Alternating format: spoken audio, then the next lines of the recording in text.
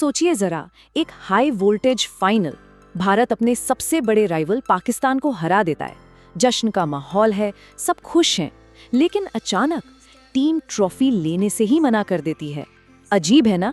आज हम 2025 Asia cup के इसी हैरान कर देने वाले किस्से की गहराई में जाएंगे। यही तो सबसे बड़ा सवाल है इस पूरी कहानी का।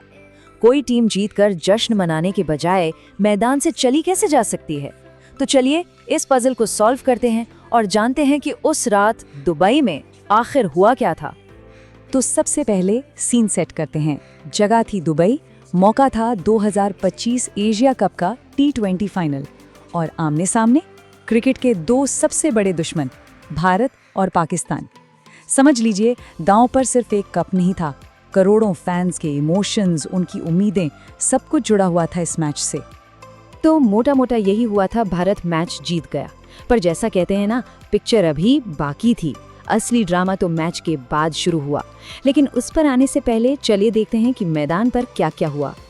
तो मैच शुरू हुआ, भारत ने टॉस जीता और पहले बॉलिंग करने का फैसला किया। पाकिस्तान ने बैटिंग शुरू की और क्या शुरुआत की, एकदम धमाकेदार। ऐसा लग रहा था कि आज तो एक बड़ा स्कोर बनने वाला है।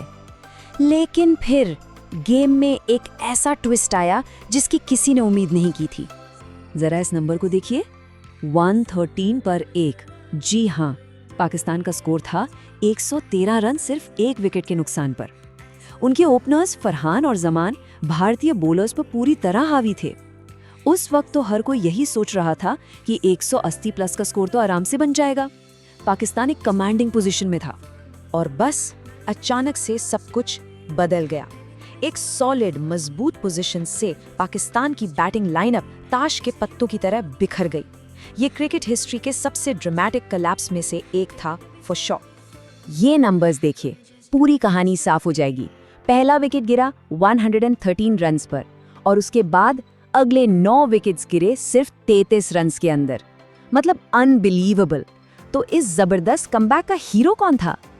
नाम है कुलदीप यादव। इस चाइनामैन स्पिनर ने अपनी फिरकी के जाल में पाकिस्तानी मिडिल ऑर्डर को ऐसा फंसाया कि वो संभल ही नहीं पाए।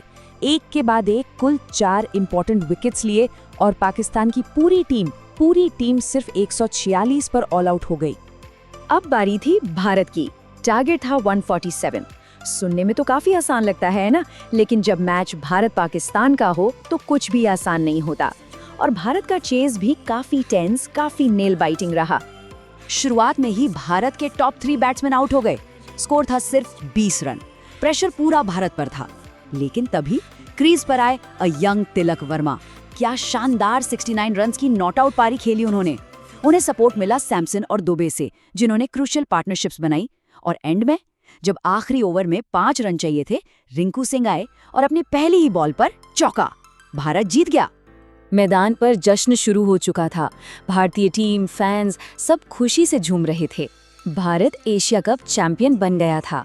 लेकिन जैसा मैंने पहले कहा था, कहानी यहाँ खत्म नहीं हुई।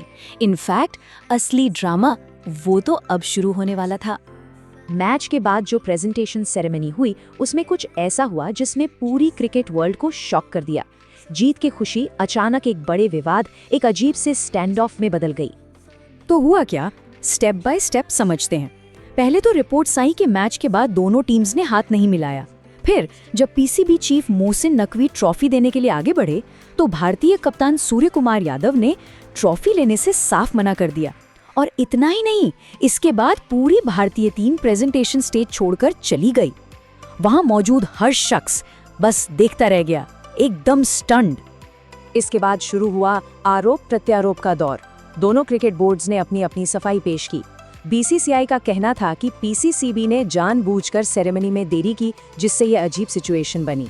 वहीं दूसरी तरफ पीसीसीबी ने इससे इनकार किया और कहा कि उनके चीफ तो स्टेज पर ही थे, भाग जाने का सवाल ही पैदा नहीं होता। तो यहाँ आकर हमारे पास 2 अलग अलग कहानियां हैं, 2 अलग अलग पर्सपेक्टिव्स। ये मामला अब सिर्फ क्रिकेट का नहीं रह गया था।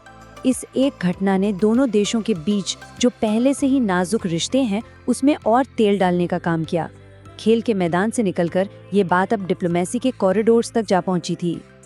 एक्सपर्ट्स ने इस सिचुएशन को डिस्क्राइब करने के लिए काफ़ी सख्त शब्दों का इस्तेमाल किया। उनका साफ कहना था कि ये क्रिकेट डिप्लोमेसी के लिए एक नया लो है, मतलब इससे नीचे जाना मुश्किल है। इसने स्पिरिट ऑफ द गेम पर ही एक बड़ा सवाल खड़ा कर दिया। और इसका असर वो हर तरफ दिखा। सोशल मीडिया पर फैंस ने इस जीत को बिटर स्वीट यानी खट्टी मीठी जीत कहा। बीसीसीआई ने एशियन क्रिकेट काउंसिल से जवाब तलब किया। इतना ही नहीं, इस घटना का जिक्र हाई लेवल पॉलिटिकल स्टेटमेंट्स में भी हुआ, जिससे ये बिल्कुल साफ हो गया था कि ये अब सिर्फ एक खेल नहीं था, उससे कहीं ज्यादा बन चुका था। तो आखिर में ये पूरा वाकया हम सबके सामने एक बड़ा सवाल छोड़ जाता है।